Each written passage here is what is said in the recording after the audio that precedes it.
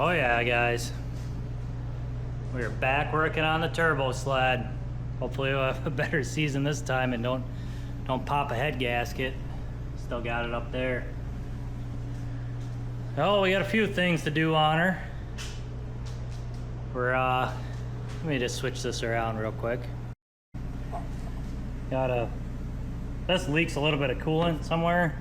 Didn't weld worth a shit, so we got to re-weld this. I'll probably just try and weld the inside of it real quick. And then we got a little box of goodies over here. Got this box here. And I had a EGT probe to the exhaust just to see what it's doing. I wanted to get a kit that would do at least 3 cylinders and put it in the manifold, but they're really expensive and I don't care to spend that much money on this thing, so I just plopped this in here. I don't know, probably right there or something. Probably mark that with a Sharpie before I forget.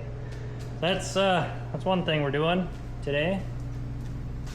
Got the little bungs to weld to the exhaust.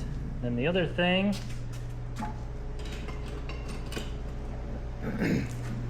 had all these parts. I 3D printed, modeled these up and 3D printed them before I had them cut out. Basically, we're adding a reed valve to the intake plenum, so when the thing isn't on boost, it has an easier time sucking the air into the engine, because I think when the turbo ain't spinning up enough, it's struggling to get air, and it makes it really boggy on the mid-range. Like the thing just sits there and doesn't do much till it starts spinning up the turbo, and then it actually takes off. So we're gonna add this in here, either right there or on that side.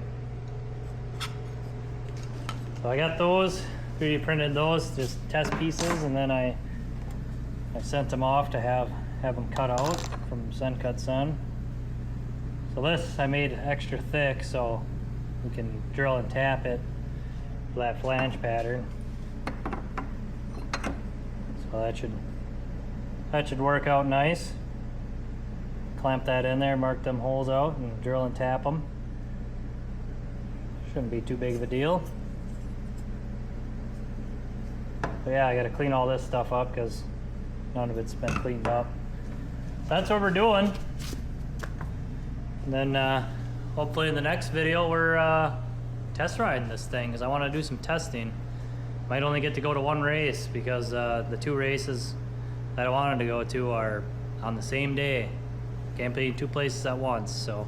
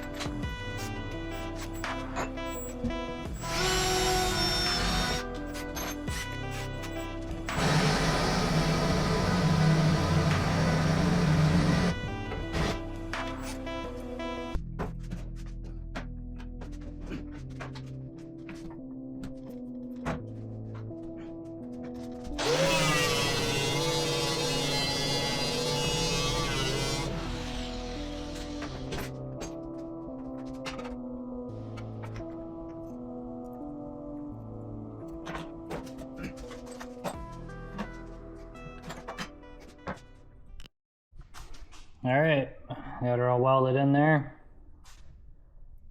I'd say that's probably the easy one to weld, because we still got to do that whole reed block on there. Good old fun aluminum.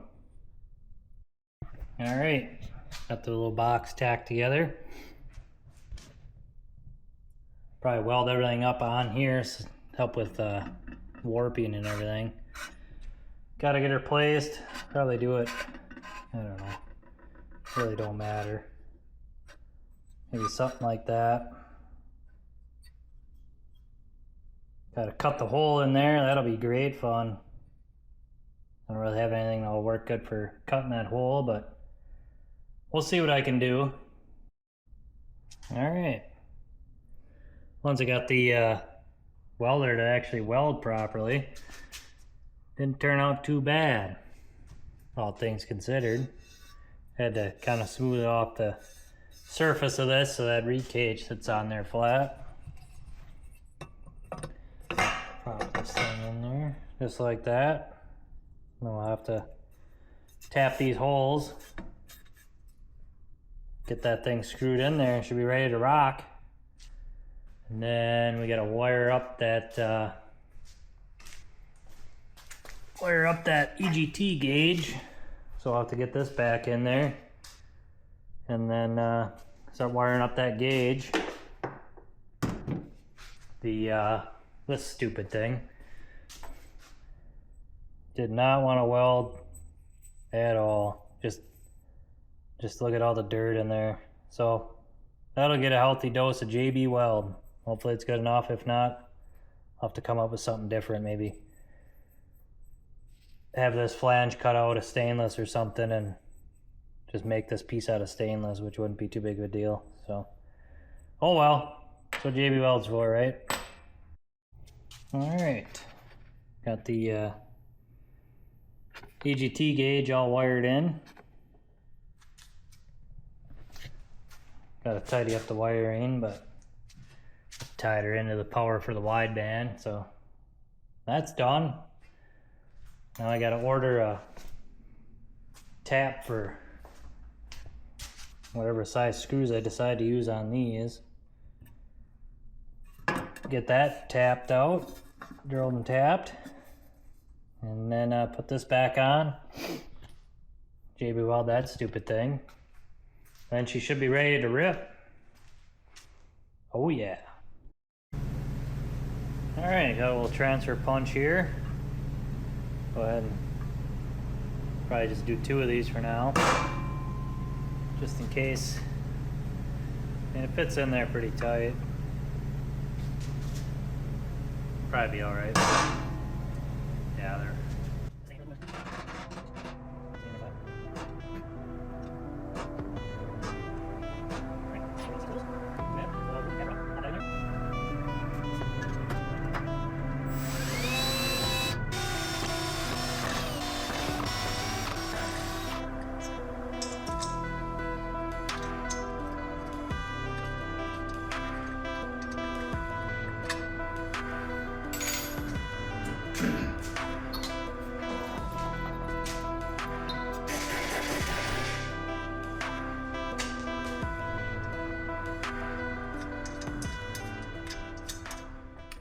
I think you guys get the idea. I'm not gonna make you watch all this.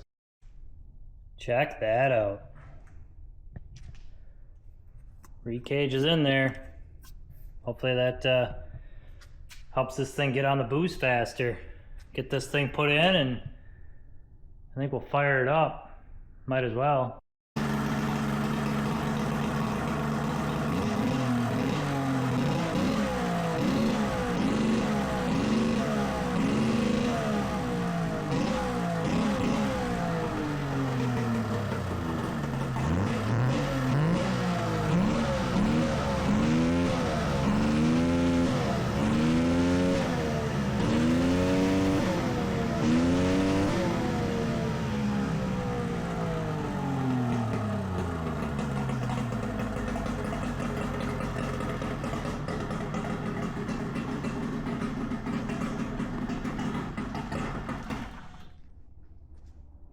Killed it.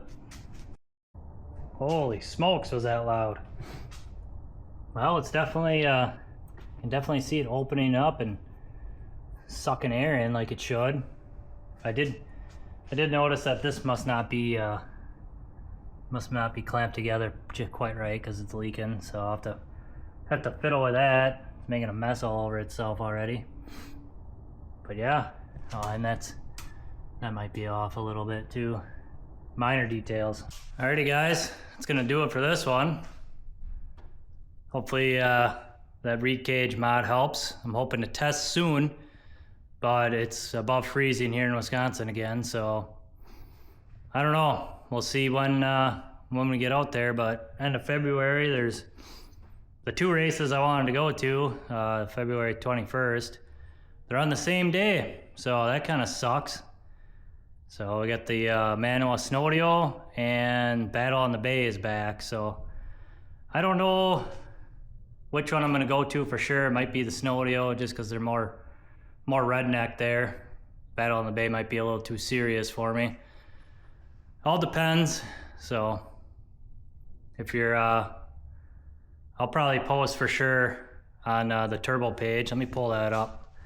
If you guys are interested in seeing more turbo sleds, there is a Facebook page now for it. I didn't make it, but hopefully you can read that.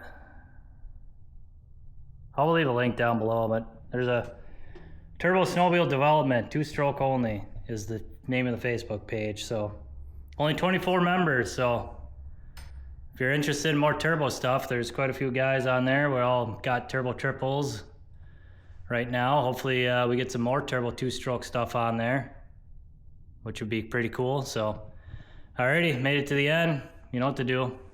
See you later.